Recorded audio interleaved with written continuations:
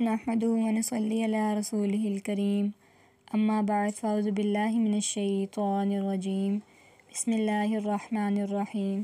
میں کوشا قرآن اکیڈمی کی جانب سے آپ سب کے سامنے حاضر ہوں۔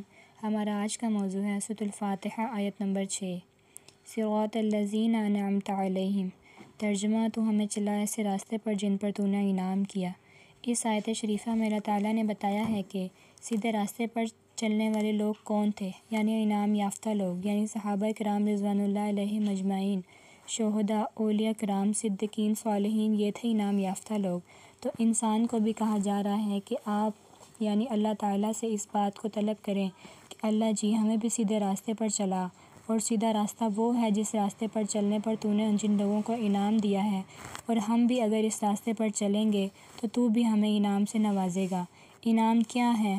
نمبر 1، اپنی رضا والی زندگی۔ نمبر 2، قبر کی سختیوں سے نجات، اعمال کے حساب کے وقت نرمی۔ نمبر 4، میدان محشر میں عرش کا سایہ۔ نمبر 5، آپ صلی اللہ علیہ وآلہ وسلم سے حوض کوثر کا ملنا۔ نمبر 6، جنت میں داخلہ۔